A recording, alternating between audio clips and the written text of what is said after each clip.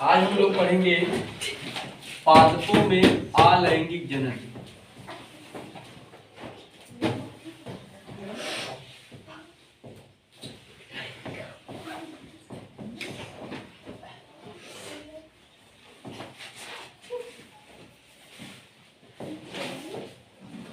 ठीक, इंग्लिश हो जाएगी एसेक्सुअल रिप्रोडक्शन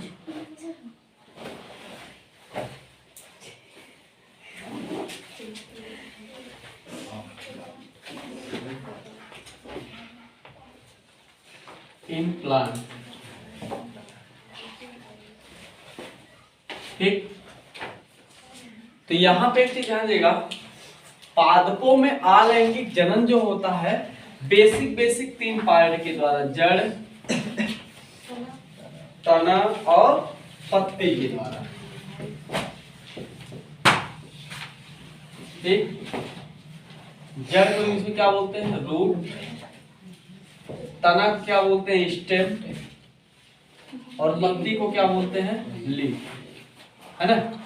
बस में तो यहाँ पे जो है, लेकिन एक चीज गलती से मत बोलिएगा कि जो फूल होता है इससे भी जो है इससे अलैंगिक जनन अलैंगिक होगा।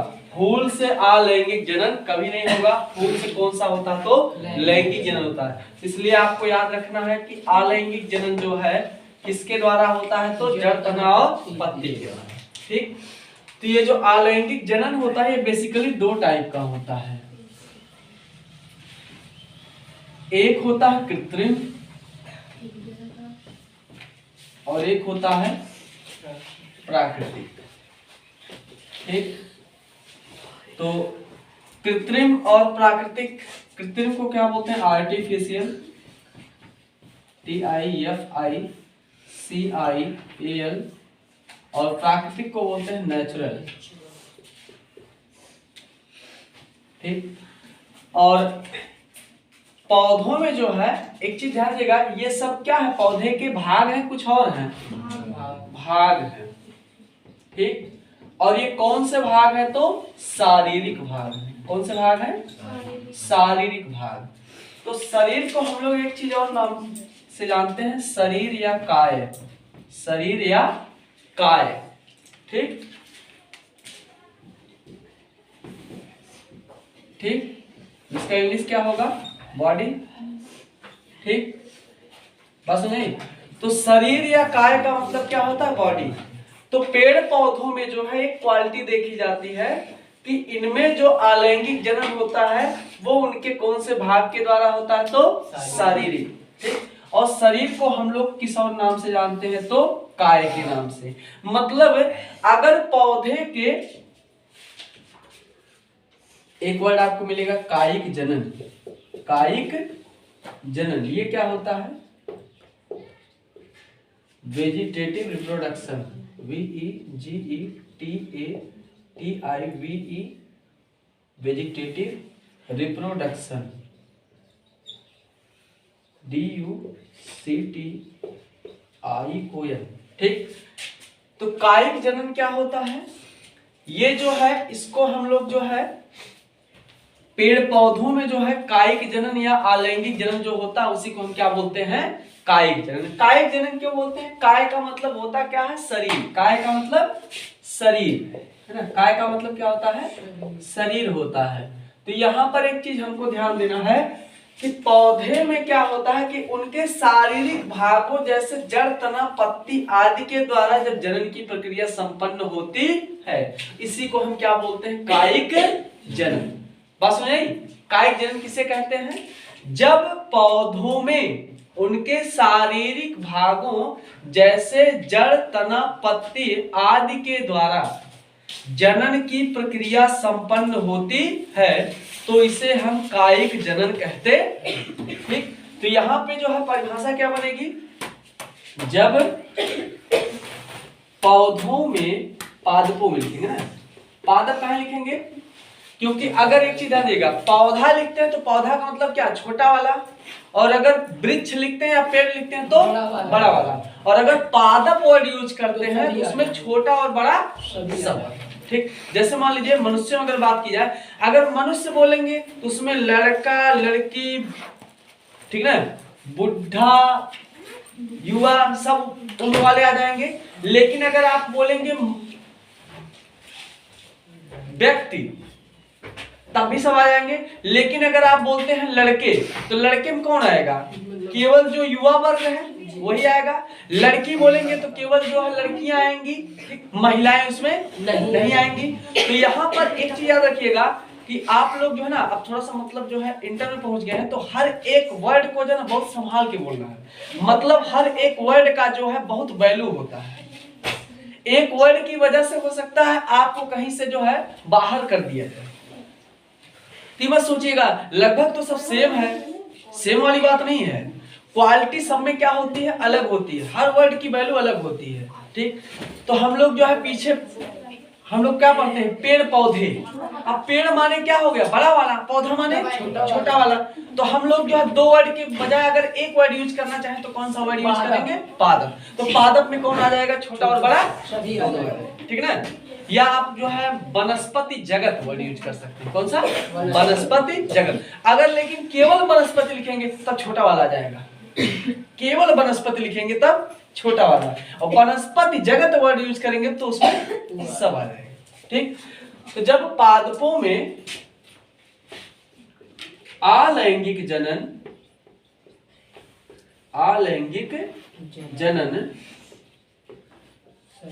उनके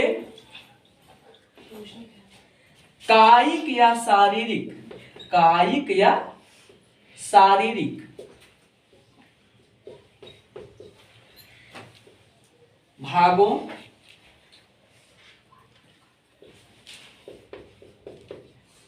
अब कायिक या शारीरिक भाग में कौन कौन सा हो जाएगा? जड़, तना और पत्ती। फूल नहीं आए। क्यों? क्योंकि फूल में कौन सा जनन पाया जाता है? लैंगिक जनन। ठीक, तो जब पादपों में अलैंगिक जनन उनके कायिक या शारीरिक भागों ब्रैकेट में जड़, तना, पत्ती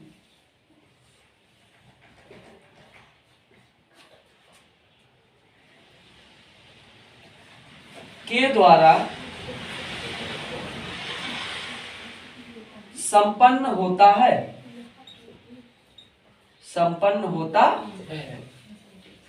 तो इसे हम क्या कहेंगे? कायिक जनन। ठीक है ना? कोई दिक्कत नहीं ना? तो कायिक जनन क्या होता है? क्लियर हो गया? एक वर्ड और आपको मिलेगा, कायिक संवर्धन। कायिक होता है, प्रवर्धन संवर्धन दोनों है। कायिक संवर्धन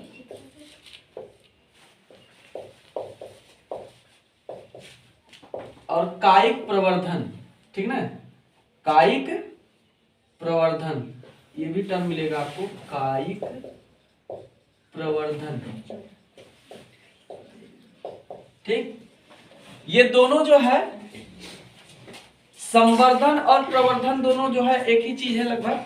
संवर्धन का मतलब और प्रवर्धन का मतलब हो गया कोई चीज आपने जो है कहीं पर विकसित करवाया, वो उसमें क्या हो गया? बड़ा हो गया।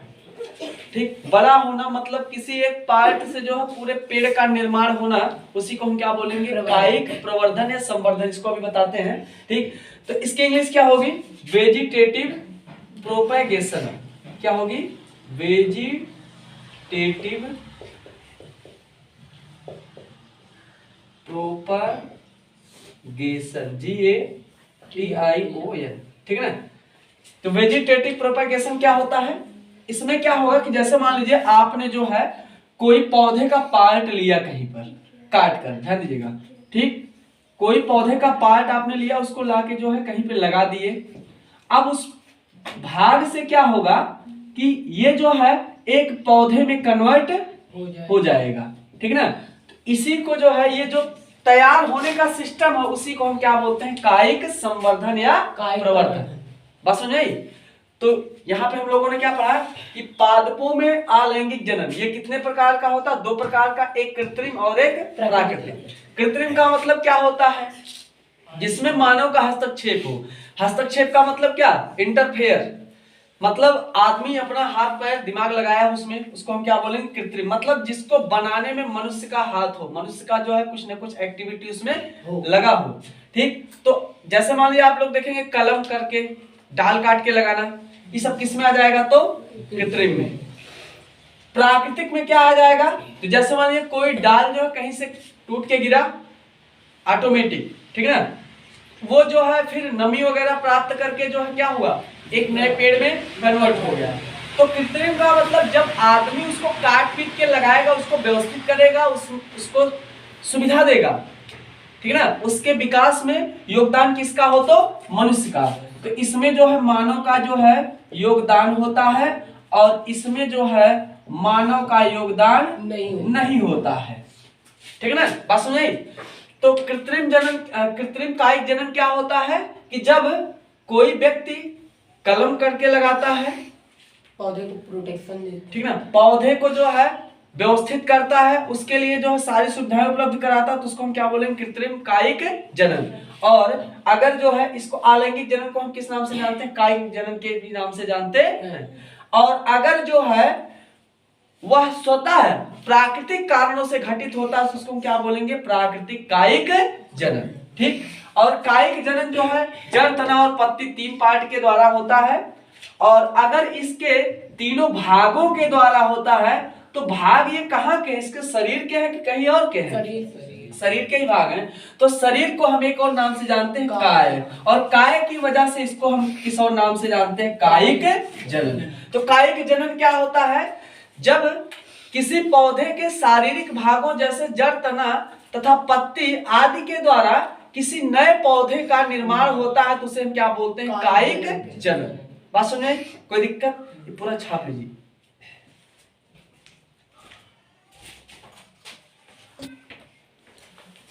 अब हम लोग पढ़ेंगे ऊतक संवर्धन। ठीक, अच्छा एक चीज बताइए, पहले ऊतक क्या होता है? ठीक, कोई बताएगा ऊतक क्या होता है? शरीर ऊतक जो होता है, जैसे मान लीजिए सबसे छोटी इकाई क्या होती है? कोशिका होती है, जिसको इंग्लिश में क्या बोलते हैं? CELL, cell. ठीक, और कोशिका से बड़ी इकाई क्या होती है? ऊतक होती है। ठीक, तो इसका मतलब जो है कोशिका प्लस कोशिका प्लस कोशिका हो जाएगा, तो उसको हम क्या बोलेंगे? ऊतक बोलेंगे। लेकिन यहाँ पे एक एग्रीमेंट हुआ है, ठीक, एक समझौता हुआ है कि इनकी जो संरचना होगी वो कैसी होनी चाहिए? समान होनी चाहिए। और अगर संरचना समान होगी तो इनका जो कार्य होगा वो भी क्या होगा? आपस में समान होगा। ठीक है ना। अब मान लीजिए बात की जाए, हाथ जो है किसी का भी हो, वो पकड़ने का ही काम करेगा, किसी का हाथ चलने का भी काम करता है। अगर इंसान है, जहां पे जितने लोग बैठे हैं सबका हाथ जो है क्या सेम टाइप का काम करेगा, तो अगर सेम टाइप का डिजाइन है उससे वही काम लिया जाएगा, दूसरा वही लिया जाएगा। ठीक, तो संरचना तथा कार्य के आधार पर, संरचना तथा कार्य के आधार पर समान प्रकार की कोशिकाओं के समूह को ऊतक कहते हैं। ठीक, मतलब उनका जो बनावट होना चाहिए वो कैसा होना चाहिए? सेम टू सेम होना चाहिए। और अगर बनावट सेम टू सेम होगा तो पक्का जो कार्य होगा वो क्या होगा? सेम टू सेम होगा। ठीक, तो परिभाषा क्या बनेगी? संरचना तथा कार्य के आधार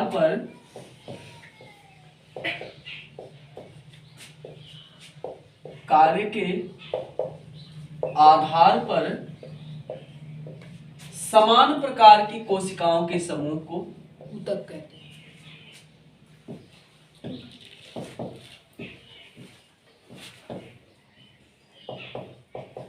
कोशिकाओं के समूह को ऊतक कहते हैं।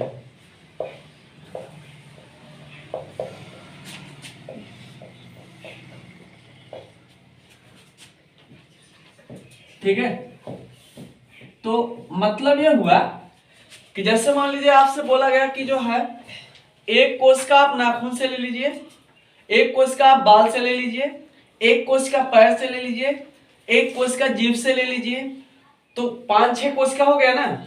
सबको इकट्ठा रख देंगे तो इसको आप ऊतक, कोशिकाओं का समूह बोलेंगे लेकिन ऊतक नहीं बोलेंगे। जैसे एक एग्जांपल बता रहा हूं, फाइलम पॉलीफेरा पढ़ेंगे आप लोग। फाइलम पॉलीफेरा की विशेषता क्या होती है कि उसका जो शारीरिक संगठन होता है वह बहुकोशिकीय जीव है, लेकिन बहुकोशिकीय होने के बावजूद भी उसका शरीर जो है ऊतक स्तर का नहीं होता है। क्यों? इसका मतलब उसमें जितनी कोशिकाएं होती हैं वो सेम टाइप की नहीं होती है। ठीक है ना। तो कुछ लोग बोलेंगे कि कोशिकाओं के समूह को क्या कहते हैं? ऊतक कहते हैं। तो कोशिकाओं के समूह को अगर ऊतक कहते हैं डायरेक्टली, तो हम तो बोल रहे हैं एक कोशिका बाल का, एक दांत से ले लीजिए, एक नाखून से लीजिए, एक ब्लड का ले लीजिए, एक पैर का ले लीजिए, एक हाथ का ले लीजिए। ये वैरायटी सब सेम होगा कि अलग अलग? अलग अलग। अगर अलग अलग हुआ तो हम इसको ऊतक नहीं कहेंगे। तो ऊतक क्या बोलता है? संरचना तथा कार्य, मतलब बनावट क्या होनी चाहिए? सेम होनी चाहिए। उनका जो कार्य होगा वो भी क्या होना चाहिए? सेम होना चाहिए। तो संरचना तथा कार्य के आधार पर समान प्रकार की कोशिकाओं के समूह को ऊतक कहते हैं, लेकिन 90% लोग आपको यही बोलेंगे कि कोशिकाओं के समूह को ऊतक कहते हैं। तो वो थोड़ा सा मतलब बहुत एग्जैक्ट परिभाषा नहीं है, सही है वो भी, लेकिन बहुत सही नहीं है। ठीक है ना, क्योंकि वहां पे जो है ये वाला मामला नहीं आता, फिर ये मामला फंसा देगा। अगर आपसे कोई ऐसा बोलता है तो आप उसको फंसा सकते हैं। अगर कोई बोलता है कोशिकाओं के समूह को ऊतक कहते हैं तो आप उसको इस पॉइंट पे फंसा सकते हैं कि पॉलीफेरा जो है बहुकोशिकीय जीव है, मतलब उसमें कोशिकाओं का समूह बना कि नहीं बना? बहुकोशिकीय मतलब क्या हुआ? कोशिकाओं की संख्या एक से अधिक। लेकिन पॉलीफेरा संघ का जो सदस्य है वह बहुकोशिकीय होने के बाद भी उसका शारीरिक संगठन ऊतक स्तर का ना होकर के किस स्तर का होता है? कोशिकीय स्तर का होता है। ऐसा क्यों होता है? तब जो है वही वो फंस जाएगा। ठीक है ना। तो हर चीज को जो है ना बोलने से पहले वहां पे बारीक चीज क्या है, बारीक मामला क्या है, उसको समझने का प्रयास करना चाहिए कि यहां पे अगर ये वर्ड यूज किया है तो क्यों किया है। क्योंकि अगर ये वाला मामला नहीं आएगा तो जो पॉलीफेरा है वो भी क्या हो जाएगा? ऊतक स्तर का हो जाएगा। लेकिन वो बोला कि नहीं वो ऊतक स्तर का नहीं है। वो कौन से स्तर का है? तो कोशिकीय स्तर का है। पॉलीफेरा को छोड़ करके जो है बाकी जीव जो है उसमें सब में जो है कोशिकीय के बाद जो है ऊतक स्तर से जो है अंगतंत्र से जो है पूरा शरीर विकसित हो जाता है। लेकिन केवल एकमात्र ऐसा फाइलम है जिसमें जो है कोशिकीय स्तर का जो शारीरिक संगठन पाया जाता है बहुकोशिकीय जीव होने के बावजूद भी। बस सुनिए, अब यहाँ पे जो है हम लोग पढ़ेंगे क्या? ऊतक संवर्धन। करना कुछ नहीं है। जैसे मान लेते हैं आप लोग देखते होंगे कि कहीं कहीं पर जो है पिलर जब खड़ा किया जाता है उसके लिए जो है सरिया डाली जाती है उसमें। तो सरिया डालते समय एक चीज ध्यान देते हैं कि सरिया को जो है रस्सी से इधर उधर से बांध देते हैं, तब जाके उसमें जो मसाला डालना होता है उसको डालते हैं। यही करते हैं ना। तो इसमें होता क्या है कि एक बर्तन लिया जाता है, पात्र, इसमें जो है कोई एक मान लेते हैं ये आलू का टुकड़ा है, मान लेते हैं ये कोई आलू मान लेते हैं। क्या है? ये आलू है। अब आलू अलग अलग डिजाइन का आता है, तेरे नाम मेरे नाम कौन कौन से नाम का आता है, उसे का लेना देना। ठीक। तो यहाँ पे मान लीजिए हमने इतना काट लिया इसको, ये इतना भाग इसका काट ले रहे हैं। ठीक, यही इतना भाग काटे इसका। अब यहाँ पे इतना भाग काट लिए हैं तो ये हमारा क्या हो जाएगा? ऊतक कहलाएगा नहीं कहलाएगा? क्योंकि एक ही जगह से काट रहे हैं कि अलग अलग जगह से? अगर एक ही जगह से काटेंगे तो ये जो है समान प्रकार की कोशिकाएं होगी कि अलग अलग? समान प्रकार की। अच्छा एक चीज बताइए, आलू जो एक प्रकार का जड़ है, तना। आलू एक तना होता है, लेकिन ये भूमिगत तना है। भूमिगत तना मतलब क्या हो गया? जो जमीन के नीचे पाया जाने वाला तना है। ठीक है ना। तो यहाँ पे जो है इसको जो हमने काट करके, अब यहाँ पे एक चीज ध्यान दीजिएगा कि कृत्रिम माध्यम तैयार करेंगे। कौन सा? कृत्रिम माध्यम। कृत्रिम माध्यम क्या होता है? तो जैसे आप लोग देखते होंगे कि कोई बच्चा जो है वैसे जो है एक संतान को विकसित होने के लिए तकरीबन जो है माँ के गर्भाशय में कितना टाइम लगता है, तो 9 महीने 7 दिन, 9 महीने 7 दिन, और लगभग 22 दिनों में उसका 22 सप्ताह में उसका हार्ट बीट स्टार्ट होता है। कोई एक जो है बच्चा जब अपने माँ के गर्भाशय में विकसित होता है तो उसका हार्ट बीट जो कितने सप्ताह में शुरू होता है, लगभग 20 से 22, एग्जैक्ट नहीं 20 से 22, है ना। तो ये लगभग का डेटा है, उसमें 1-2 हफ्ता आगे पीछे हो सकता है। तो यहाँ पे जो है क्या करते हैं कि जैसे जो है कोई बच्चा जो है 9 महीने के पहले, मान लीजिए 7वें महीने में उसका जो जन्म हो गया, तो उसको आप देखेंगे एक जार में रखा जाता है, शीशे के जार में, और वहां पर जो उसके लिए वो सारी सुविधाएं, वो तापमान, वो वातावरण उपलब्ध कराया जाता है जो उसको कहाँ मिलता था, गर्भाशय में। जो पोषण उसको गर्भाशय में मिलता था वही गर्भाशय उसको उस कल्चर में दिया जाता है, मतलब उस जार के अंदर दिया जाता है, ताकि उस पर जो है कोई डिफेक्ट ना पड़े। ठीक वही काम करना यहां पर कि एक ऊतक के विकास के लिए जो है जितने सारे पोषक तत्व या जितने पदार्थों की जरूरत होती है विकास के लिए, वही आप क्या करेंगे, यहां पर एक जार में व्यवस्थित कर देंगे। तो यहां पर जो है इसमें जो है बहुत सारे रसायन वगैरह डाल सकते हैं, आप केमिकल डाल सकते हैं, ठीक, आवश्यक तत्व भी डाल सकते हैं, अलग से आवश्यक तत्व डाल सकते हैं, और आप जो है इसमें विभिन्न प्रकार के एंजाइम डाल सकते हैं। एंजाइम का काम क्या होता है आपको पता होगा कि एंजाइम जो होता है ये उसके विकास दर को प्रभावित करता है। बस समझा नहीं, मतलब एंजाइम वगैरह इसमें पर्याप्त मात्रा में रहेगा तो विकास वगैरह बढ़िया से होगा, पूर्ण रूप से विकसित तैयार होगा। नहीं तो जो वही होगा कि देखते होंगे कि कोई कोई पौधा जो है बहुत जैसे लगता है बहुत कमजोर टाइप का, उसके लिए पोषक तत्व वगैरह जो है एंजाइम वगैरह क्या हो गए, पूर्ण रूप से उसमें विकसित नहीं हो पाए। एक रोग के लिए एक कारण जिम्मेदार नहीं होता है, किसी एक रोग के लिए एक कारण जिम्मेदार नहीं होता है, बहुत सारे कारक हो सकते हैं। अब एक मामला होता है कोई कारण डायरेक्टली उसके लिए जिम्मेदार होता है, कोई तत्व या पदार्थ जो इनडायरेक्ट, डायरेक्ट का मतलब आपके शरीर में उसकी डायरेक्ट कमी हो गई तो वो हो गया, ठीक। या मान लीजिए कोई चीज आपके शरीर में दूसरा बढ़ गया तो वो उसको डिफेक्टेड किया, ठीक है ना। तो घुमा फिरा के जो है अगर आपके शरीर में बीमारी कब जनरेट होता है, कोई चीज का परसेंटेज बढ़ा या कोई चीज का परसेंटेज घटा, तभी आपके शरीर में बीमारी जनरेट होगी, नहीं तो बीमारी जनरेट नहीं होगी। जैसे ब्लड प्रेशर को ले लीजिए, low blood pressure, high blood pressure, ज्यादा हो गया तब भी दिक्कत, कम हो गया तब भी दिक्कत। तो कोई भी चीज घट गया या बढ़ गया तब जाके समस्या क्रिएट होगा, जनरेट होगा, उसके पहले जनरेट नहीं हुआ। अब यहाँ पे क्या करते हैं, इस कटे हुए ऊतक को ना हम यहाँ लाकर डाल देते हैं इसमें, ठीक। ये क्या है, ऊतक है, इसको हमने काट करके यहाँ लाकर डाल दिया। यहाँ पर इसको जो ना कृत्रिम माध्यम में ला करके विकसित करवाते हैं, फिर ये जो है धीरे धीरे विकसित होगा, इसमें कलिका वगैरह निकलेगी, और ये लास्ट में जो है फाइनली जो है एक पौधे के रूप में जो है तैयार हो जाता है। किसके रूप में, एक पौधे के रूप में तैयार हो गया। फिर इस पौधे से हम क्या करेंगे, बहुत सारे पौधे तैयार कर सकते हैं, नहीं तो तैयार कर सकते हैं। तो ये जो हमारा क्या होता है, इसको हम क्या बोलते हैं, ऊतक संवर्धन। ऊतक संवर्धन होता क्या है कि कोई मान लीजिए ऊतक कहीं से आप लाते हैं, ठीक, ऊतक ले लेते हैं कहीं से, उसको कृत्रिम माध्यम में उसको विकसित होने के लिए जो जो तत्व या पदार्थ या सुविधाएं चाहिए उसको आप एक बर्तन में व्यवस्थित कर दीजिए। बर्तन में व्यवस्थित करने के बाद उसको आप विकसित होने दीजिए। विकसित हो जाने के बाद आप जो है उसी प्रजाति का, उसी चीज का जो है बहुत सारा कॉपी प्राप्त कर सकते हैं, मतलब बहुत सारा पेड़ पौधा प्राप्त कर सकते हैं। इसी को हम क्या बोलते हैं, ऊतक संवर्धन, टिश्यू कल्चर। बात समझाई, कोई दिक्कत नहीं ना। तो टिश्यू कल्चर क्या होता है, लिखिएगा,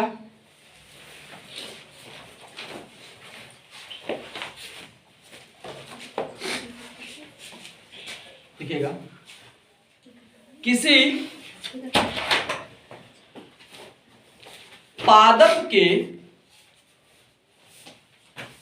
किसी भाग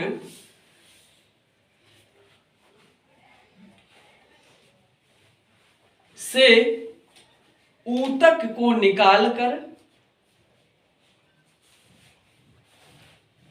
ऊतक को निकालकर कृत्रिम माध्यम में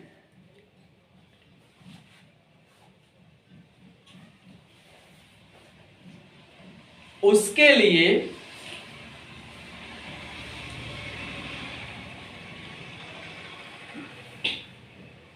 सारी सुविधाएं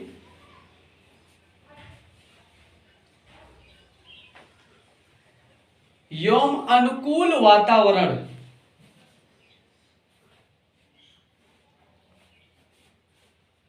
अनुकूल का मतलब जानते हैं ना, जैसा हमको जरूरत हो वैसा मिल जाए, इसी को हम अनुकूलन या एडाप्टेशन बोलते हैं।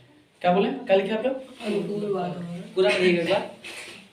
किसी पादप के किसी भाग में ऊतक को निकाल कर कृत्रिम माध्यम में किसी उसके पादप के किसी भाग से ऊतक को निकाल कर उसे कृत्रिम माध्यम में उसके लिए सारी सुविधाएं एवं अनुकूल वातावरण तथा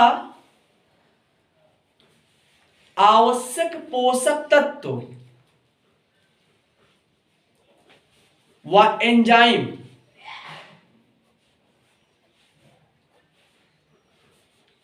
उपलब्ध कराकर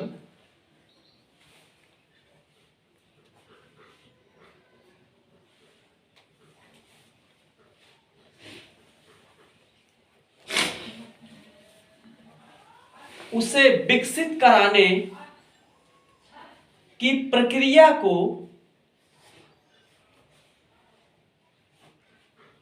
ऊतक संवर्धन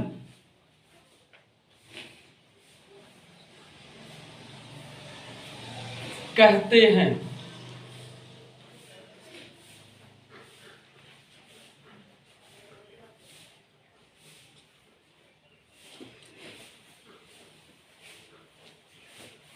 ऊतक संवर्धन के माध्यम से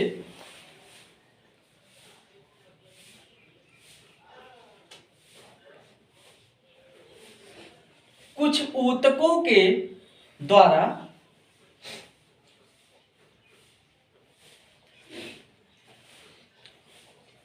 एक पूर्ण विकसित पादप को प्राप्त किया जा सकता है।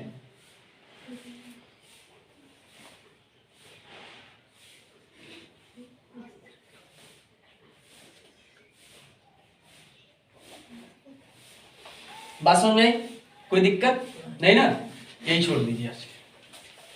इसको हमने इसलिए पढ़ा दिया ऊतक संवर्धन को कायिक प्रवर्धन के बाद, क्योंकि दोनों का नाम मिलता जुलता है ना, तो ताकि कंफ्यूजन ना रहे कि दोनों एक ही चीज है कि अलग अलग है। तो इस दोनों जो क्लियर हो गया।